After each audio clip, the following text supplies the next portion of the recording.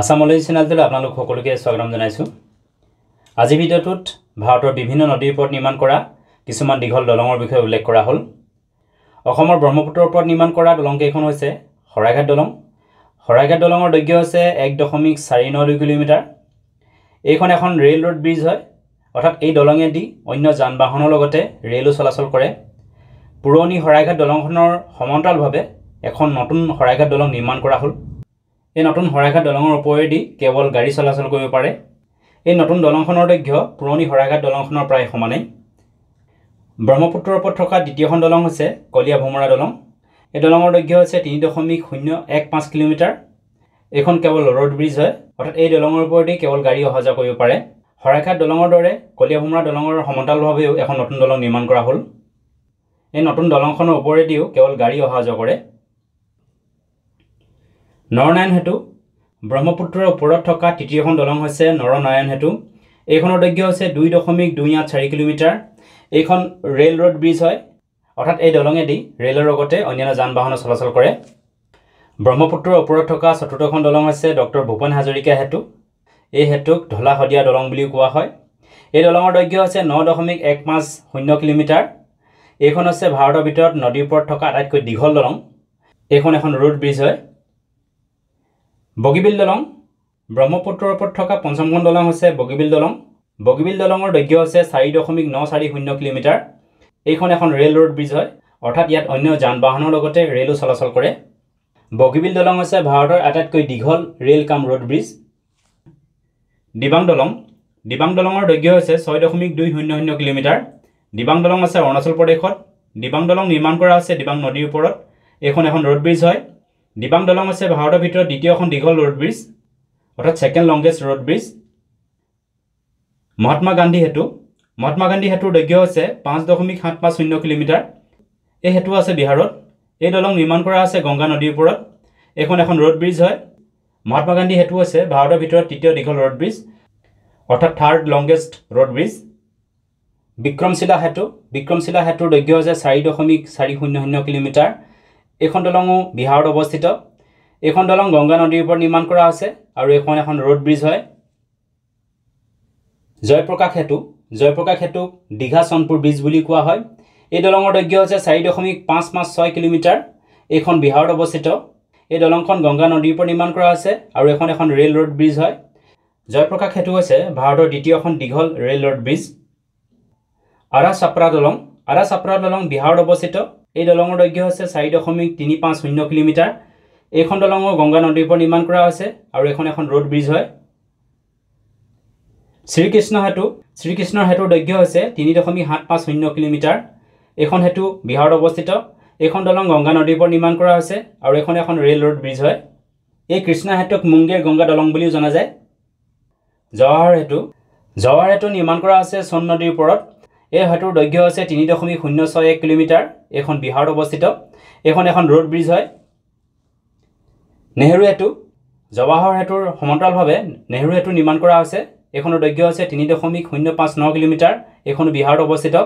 এই দলংখন সোণ নদীৰ ওপৰতে নিৰ্মাণ কৰা হৈছে। এইখন এখন ৰেল ব্ৰিজ হয়। দাউদনগৰ নছিৰিগঞ্জ দলং এইখন দলং নিৰ্মাণ কৰা হৈছে সোণ নদীৰ ওপৰত।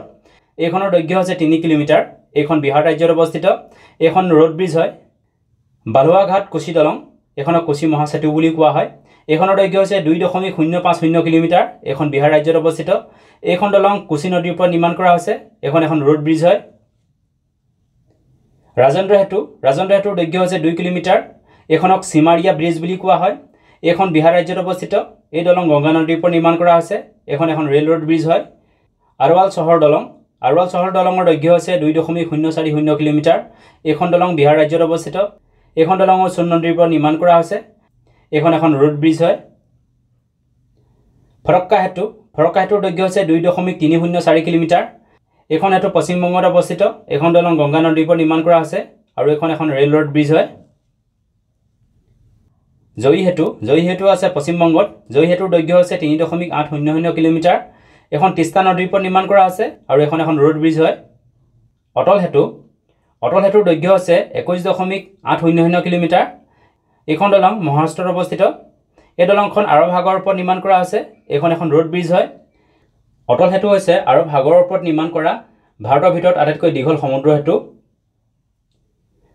বান্দাৰৱালি সমুদ্ৰ সেতু এই দলঙৰ দৈৰ্ঘ্য হৈছে 5.600 কিলোমিটাৰ এখন মহাৰাষ্ট্ৰত অৱস্থিত আৰু এখন দলং মহিম বেৰ ওপৰত নিৰ্মাণ কৰা হৈছে এখন ৰোড ব্ৰিজ হয় গোদাবৰী দলং বা কবুৰ ৰাজা মন্দিৰ ব্ৰিজ এখনৰ দৈৰ্ঘ্য হৈছে 4.100 কিলোমিটাৰ এখন অন্ধ্ৰ প্ৰদেশত অৱস্থিত এখন দলং গোদাবৰী নদীৰ ওপৰত নিৰ্মাণ কৰা হৈছে এখন ৰেল ৰোড ব্ৰিজ হয় গোদাবৰী দলং হৈছে ভাৰতৰ তৃতীয়খন দীঘল rail road bridge Godavari fort দলং এখনৰ দৈৰ্ঘ্য হৈছে 5.062 কিলোমিটাৰ এখন অন্ধ্ৰ প্ৰদেশত অৱস্থিত আৰু এখনো গোদাবৰী নদীৰ ওপৰত নিৰ্মাণ কৰা হৈছে এখন ৰোড ব্ৰিজ হয়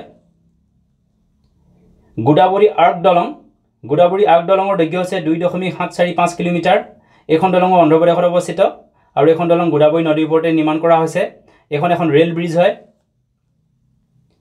পেনুমতি পুলিগড্ডা দলং এখন দলঙৰ দৈৰ্ঘ্য হৈছে 2.950 কিলোমিটাৰ এখন অন্ধ্ৰ প্ৰদেশত অৱস্থিত এখন দলং কৃষ্ণা নদীৰ ওপৰত নিৰ্মাণ কৰা হৈছে আৰু এখন ৰোড ব্ৰিজ হয় অৰ্থাৎ ইয়াত কেৱল গাড়ী চলাচল কৰে কনক দুৰ্গা বৰহী দলং এই দলঙৰ দৈৰ্ঘ্য হৈছে 2.600 কিলোমিটাৰ এখন দলং অন্ধ্ৰ প্ৰদেশত অৱস্থিত এখন দলং কৃষ্ণা নদীৰ ওপৰত নিৰ্মাণ কৰা হৈছে আৰু এখন ৰোড ব্ৰিজ হয়